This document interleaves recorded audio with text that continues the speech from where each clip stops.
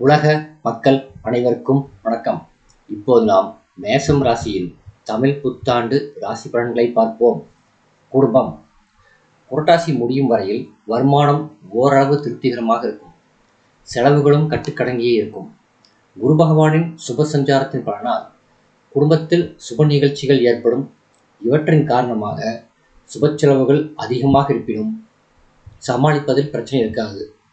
ஐப்பசி மாதம் முதல் படிப்படியாக குடும்பத்தில் பிரச்சனைகள் ஏற்படும். கணவன் மனைவியரிடையே ஒற்றுமை குறையும். விவாக முயற்சிகளில் தடங்கல்கள் ஏற்பட்டு கவலை அளிக்கும்.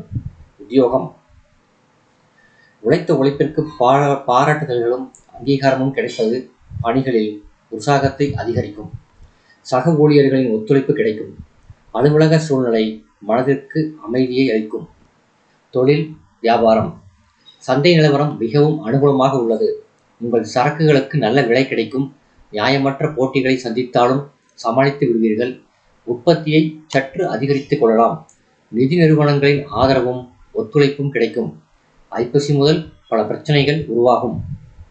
சூழ்நிலைக்கு ஏற்ப நிதானமாகவும் உணர்ச்சி வசப்படாமலும் நிலைமையை கையாள்வது விவேகமாகும். கலைத்துறையினர். வருமானம் போதிய அளவுக்கு இருக்கும்.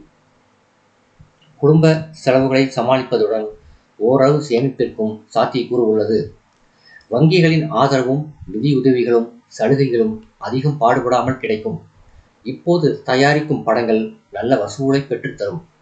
ஐப்பசி மாதம் முதல் கிரகநிலைகள் மாறுவதால் வருடம் முடியும் வரையில் படிப்படியாக செலவுகள் அதிகரிக்கும். வாய்ப்புகளும் குறைவதால் பணப்பற்றாக்குறை ஏற்பட்டு கவலையை அளிக்கும்.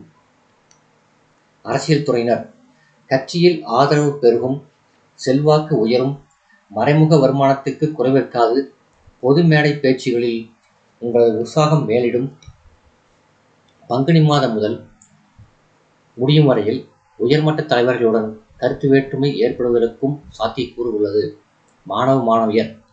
பாடங்களில் மனம் தீவிரமாக ஈடுபடும். நினைவாற்றல் அதிகரிக்கும்.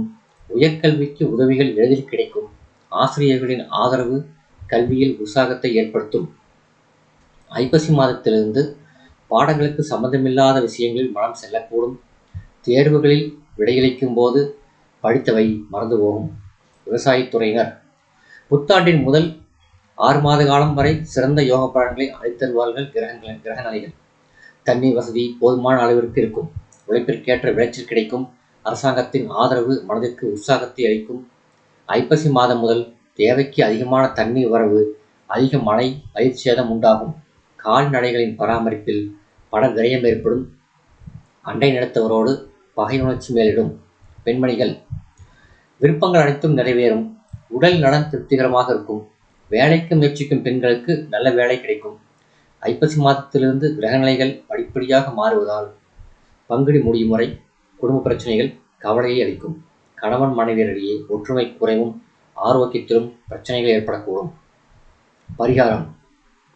தினமும் காலை மாலை இரு வேளைகளிலும் கந்தசஷ்டி கவசம் படித்து வருவது நல்ல பரிகாரமாகும்.